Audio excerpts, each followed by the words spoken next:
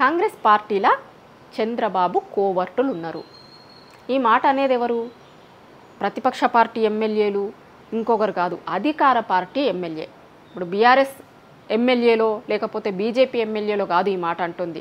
కాంగ్రెస్ పార్టీలో ఉన్న MLA, Jadcherla MLA మా పార్టీలో చంద్రబాబు కోవర్టులు ఉన్నారు అని అంటున్నారు. ఇప్పుడు దీని మీద ఖచ్చితంగా కాంగ్రెస్ పార్టీ సమాధానం చెప్పాల్సి ఉంటుంది.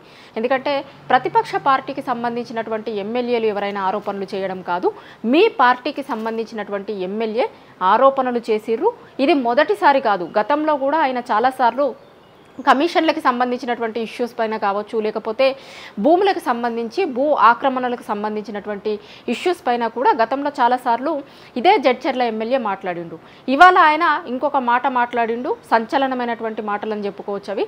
మా పార్టీలో ఉన్నటువంటి చంద్రబాబు కోవర్టులను ఎల్లగొడితే తెలంగాణకు లాభం జరుగుతుంది, ఆ కోవర్టులను ఫస్ట్ పంపిస్తే తెలంగాణకు లాభం జరుగుతుంది, ఆ కోవర్టులను అట్లనే ఉంచుకుంటే కనుక అసలు తెలంగాణకి లాభం జరగదు, తెలంగాణకు నష్టం చేసే పనులే చేస్తారు, కాబట్టి ఇప్పటికైనా సరే చంద్రబాబు కోవర్టులను పంపించేయండి అంటున్నాడు.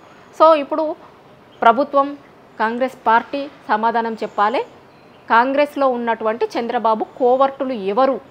మీ పార్టీ ఎమ్మెల్యేనే అడుగుతున్నారు కాబట్టి సమాధానం చెప్పాల్సినటువంటి బాధ్యత కూడా మీ పార్టీ మీద ఉంటుంది. కాంగ్రెస్ పార్టీలో కావచ్చు, లేకపోతే ప్రభుత్వంలో పనులు చేస్తున్నటువంటి ఆ చంద్రబాబు కోవర్టులు ఎవరు? తెలంగాణ సమాజానికి చెప్పాల్సిన అవసరం కాంగ్రెస్ పార్టీ మీద ఉంది.